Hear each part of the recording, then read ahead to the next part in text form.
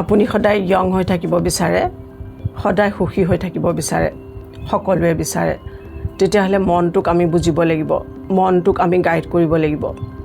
তেতিয়াহে আমাৰ সম্পূৰ্ণ সুস্থ আৰু ইয়ং হৈ থাকিব। সোনকালে বুঢ়া কেতিয়াও হ'ব নোৱাৰে। এনেকুৱা কিছুমান কথা আজি ক'ম, ভালকৈ ভিডিঅ'টো চাব। বয়স এটা মাত্ৰ নাম্বাৰ, এইটো চাগে নিশ্চয় কোৱা শুনিছে, আৰু এইটো একেবাৰে সঁচা কথা। আচল বাৰ্ধক্য তেতিয়াহে আহে যেতিয়া আপোনাৰ মনটোৱে নতুন সপোন দেখিবলৈ বা জীয়াই থাকিবলৈ এৰি দিয়ে।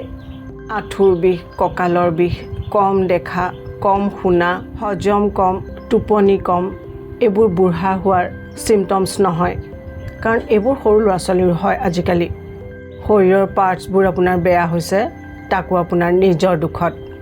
সময়মতে খোৱা বোৱা নকৰা, যি মন যায় তাকে খোৱা, ঘণ্টাৰ পিছত ঘণ্টা ফোন ইউজ কৰা, ৰাতি দেৰিকৈ শুবলৈ যোৱা, ৰাতিপুৱা দেৰিলৈকে শুই থকা, আৰু যেতিয়া ৰাতিপুৱা শুই উঠিব আপোনাৰ জীৱনত কোনো লক্ষ্য নাই। ভাত বনোৱা, অফিচলৈ যোৱা, এইবোৰ সকলোৱে কৰে, কিন্তু আপোনাৰ পাৰ্চনেল ডেভেলপমেণ্টৰ কোনো লক্ষ্য নাই, আৰু সেইবোৰৰ কাৰণে নিজক ভাল নোপোৱা, নিজক দিনে দিনে বেয়া পাবলৈ আৰম্ভ কৰা, এয়াই হৈছে বাৰ্ধক্যৰ প্ৰথম লক্ষণ। ভিডিঅ'টো খুব ইণ্টাৰেষ্টিং, খুব ইম্পৰ্টেণ্ট, জানিবলগীয়া কথা বহুত আছে ইয়াতে। ভিডিঅ'টো খুব ভালকৈ চাব। আজি যিখিনি কথা ক'ম, এই কথাখিনি যদি মানে আপুনি, মই আপোনাক ক'ব পাৰোঁ যে আপুনি সোনকালে বুঢ়া হ'ব কেতিয়াও নোৱাৰে। আমাৰ চেনেলত নেচাৰেল ৰেমেডিৰ ওপৰত ভিডিঅ' বনাই থকা হয়। যদি আপুনি এতিয়ালৈকে আমাৰ চেনেল ছাবস্ক্ৰাইব কৰা নাই, চেনেল ছাবস্ক্ৰাইব কৰি বেল নটিফিকেশ্যন অন কৰি ৰাখিব। বয়স হোৱাৰ বা বয়স বাঢ়ি যোৱাৰ আটাইতকৈ ডাঙৰ কাৰণটোৱে হৈছে আমাৰ মেণ্টেল কণ্ডিশ্যন, মানসিক স্থিতি। এই কথাটো বৈজ্ঞানিক আৰু মনোবিজ্ঞানৰ ফালৰ পৰাও বহুতখিনি সঠিক। ছাবজেক্টটো আমি মেইন ছাইডৰ জৰিয়তে বুজি পাওঁ হওক। 1 নম্বৰ, আপুনি ঠিক তেনেকুৱাই যেনেকুৱা আপুনি চিন্তা ভাৱনা কৰে।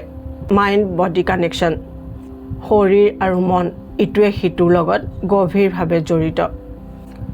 যদি আপোনাৰ মনটো সদায় ক্লান্ত, দুখী আৰু ষ্ট্ৰেছত থাকে, তেন্তে তাৰ চিধা এফেক্ট আপোনাৰ শৰীৰৰ চেলছবোৰত আৰু হৰম'নত পৰে। Cortisol, stress hormone. যেতিয়া আপুনি প্ৰায়ে নিগেটিভ চিন্তাৰ মাজত থাকে, তেতিয়া শৰীৰত কৰ্টিজলৰ মাত্ৰা বাঢ়ি যায়, মানে ষ্ট্ৰেছ হৰম'ন বাঢ়ি যায়। এই শৰীৰৰ টিচুবোৰ সোনকালে নষ্ট কৰে, আৰু ঠিক তেতিয়াই বয়স বাঢ়ি যোৱাৰ প্ৰচেছ ষ্টাৰ্ট হৈ যায়। চেলুলাৰ এজিং, এক বৈজ্ঞানিক গৱেষণাত এই কথা প্ৰুভ কৰা হৈছে। বহুত দিন যদি আপুনি ষ্ট্ৰেছত থাকে, DNA টেলেমিয়াৰবোৰ, মানে যিয়ে চেলছবোৰৰ বয়স নিৰ্ধাৰণ কৰে, সেইবোৰ সোনকালে চুটি হ'বলৈ ধৰে। 2 নম্বৰ, যুৱ মানসিকতা, ইয়ং মাইণ্ডছেট। বহুত মানুহ আছে, তেওঁলোক হয়তো 80-90 বছৰ বয়সীয়া, কিন্তু তেওঁলোকৰ উৎসাহ 25 বছৰীয়া ডেকা এজনৰ নিচিনাকৈ থাকে। ইয়াৰ বিপৰীতে কিছু লোক 30 বছৰ বয়সতে মেণ্টেলি ভাগৰুৱা হৈ পৰে। তেওঁলোক এজন বুঢ়া মানুহৰ দৰে বিহেভিয়াৰ কৰিবলৈ আৰম্ভ কৰি দিয়ে। ইনকুৱাৰিং মাইণ্ড, নতুন বস্তু শিকাৰ আগ্ৰহ। যিসকলে নতুন হবি গঢ়ি তোলে, নতুন মানুহৰ লগত কানেক্ট হয় আৰু নতুন কিবা শিকে, তেওঁলোকৰ ব্ৰেইন এক্টিভ হৈ থাকে, আৰু ব্ৰেইনৰ এই সক্ৰিয়তাই শৰীৰটোকো তজবজীয়া হৈ থকাত সহায় কৰে। সদায় নতুন নতুন কিবা আগ্ৰহ গঢ়ি তোলক, নতুন নতুন কিবা কামত নিজক ব্যস্ত ৰাখক, নিজক ডেভেলপ কৰক। নেক্সট, বৰডম, মানে নিৰুৎসাহিতা। জীৱনত কোনো ধৰণৰ উৎসাহ নাই। জীৱনত যেতিয়া কোনো ধৰণৰ লক্ষ্য বা আশা নাথাকে, তেতিয়া মগজুৱে শৰীৰক সংকেত দিবলৈ আৰম্ভ কৰে যে এতিয়া মোৰ কাম শেষ। ঠিক তেতিয়া শৰীৰটো লাহে লাহে দুৰ্বল হ'বলৈ ধৰে। নেক্সট, পাৰ্চপেক্টিভ, দৃষ্টিভংগী। আপুনি বয়স বাঢ়ি যোৱাটো কেনেকৈ একচেপ্ট কৰে, সেইটো এটা বহুত ডাঙৰ কাৰণ। যদি আপুনি বয়স বাঢ়ি যোৱাটো অৱনতি বা দুৰ্বলতা বুলি ভাবে, তেনেহ'লে শৰীৰটো তেনেকৈ সলনি হ'বলৈ আৰম্ভ কৰি দিব। যদি আপুনি এই বয়স বঢ়াৰ প্ৰচেছটো এক্সপিৰিয়েঞ্চ, নলেজ আৰু জীৱনৰ আন এটা পৰ্যায় বুলি একচেপ্ট কৰে, তেতিয়া আপোনাৰ মনটো সদায় পজিটিভ হৈ থাকিব।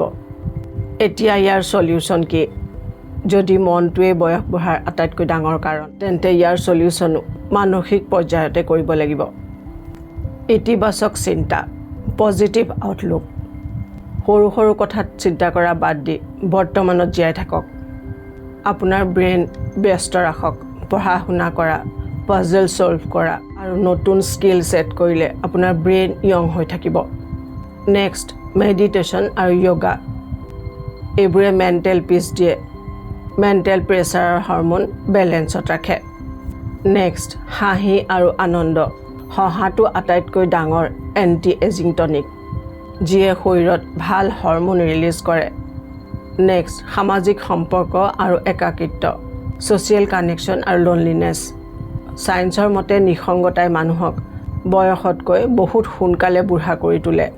আপোনজনৰ সংগ, যিবোৰ লোক পৰিয়াল, বন্ধু বান্ধৱ আৰু ভালপোৱা মানুহৰ লগত এক সুন্দৰ সম্পৰ্ক থাকে, তেওঁলোকৰ মানসিক অৱস্থা শক্তিশালী হয়। ইয়াৰ বিপৰীতে বহুত দিন অকলে থকা মানুহৰ ব্ৰেইনত নিগেটিভ হৰম'ন বাঢ়ে, যিটোৱে ইমিউনিটি একেবাৰে উইক কৰি দিয়ে। 2 নম্বৰ কৃতজ্ঞতাৰ মনোভাৱ, গ্ৰেটিটিউড। আপুনি জীৱনত যি পাইছে তাৰ প্ৰতি আপুনি যদি কৃতজ্ঞ হয়, তাৰ কাৰণে আপোনাৰ ব্ৰেইন হেল্থ ষ্ট্ৰং হ'ব। যিসকল লোকে সদায় কমপ্লেইন কৰি থাকে, তেওঁলোকৰ ব্ৰেইন ডেভেলপ নহয় আৰু সদায় দুখী আৰু অসন্তুষ্টি অৱস্থাত থাকে। কিন্তু যিসকল লোক সৰু সৰু কথাতে ছেটিছফাই হৈ থাকিবলৈ জানে, তেওঁলোকৰ মন শান্ত থাকে। আৰু মন শান্ত থাকিলে শৰীৰৰ চেলছবোৰে আৰাম পায়। জীৱনত সদায় কিবা পাৰপাছ থকাটো, মানে লক্ষ্য থকাটো খুবেই দৰকাৰ। জাপানী সংস্কৃতিৰ খুব এটা সুন্দৰ ধাৰণা আছে ইকিগাই, যাৰ অৰ্থ হ'ল জীয়াই থকাৰ উদ্দেশ্য বা কাৰণ। জাপানীজসকল দীৰ্ঘায়ু হোৱাৰ পিছত সেই মেণ্টেলিটিয়ে কাম কৰে। যেতিয়া এজন মানুহৰ হাতত এটা এইম থাকে, লাইক কিবা এটা সৃষ্টি কৰা, কাৰোবাক হেল্প কৰা, কিবা এটা কাম সম্পূৰ্ণ কৰা, তেতিয়া তেওঁৰ মগজুৱে শৰীৰক এক্টিভ হৈ থাকিবলৈ ছিগনেল দিয়ে। এইমলেছ লাইফে মানুহক এলেহুৱা আৰু মেণ্টেলি ভাগৰুৱা কৰি তোলে। হাঁহি আৰু পাতল মন, জীৱনক বৰ বেছি ছিৰিয়াছভাৱে নলয়। অলপ জোক আৰু হাঁহি ফূৰ্তিৰে থকা সকলৰ বয়স দেৰিকৈ বাঢ়ে, মানে তেওঁলোক বহুত দেৰিকৈ বয়সস্থ হয়। বেছি চিন্তা কৰিলে মুখত আৰু কপালত সোনকালে ৰিংকল পৰে। হাঁহিলে মুখৰ মাছলছ এক্টিভেট হয় আৰু তেজ চলাচল ভাল হয়। ধৰি লওক আপোনাৰ শৰীৰটো এক ভেৰিকেল, মানে এখন বাহন, আপোনাৰ মনটো ড্ৰাইভাৰ। সেই ড্ৰাইভাৰ যদি ভয়, ভাগৰ আৰু উদাস হৈ থাকে, তেন্তে সেই শৰীৰ নামৰ ভেৰিকেল সোনকালে নষ্ট হৈ যাব। গতিকে মনটো সদায় ফূৰ্তি আৰু সজীৱ কৰি ৰাখক। লেট গ' কৰিবলৈ শিকক। বেয়া লগা মানুহ, বেয়া লগা কথা বতৰা জীৱনৰ পৰা আঁতৰ কৰি ৰাখক। আপোনাৰ মনটোক য়ং কৰি ৰাখক, শৰীৰ নিজে নিজেই য়ং আৰু এনাৰ্জেটিক হৈ থাকিব। চ' আজি আছিল আমাৰ এইখিনি কথা। সদায় য়ং আৰু সুখী হৈ থাকক। ভিডিঅ'টো যিমান পাৰে সিমান শ্বেয়াৰ কৰিব, আনৰ হেল্প হৈ যাব। চ' নিজৰ বহুত যত্ন ল'ব। বহুত সুখী আৰু বহুত সুন্দৰ হৈ থাকক। মোৰ শুভেচ্ছা থাকিল।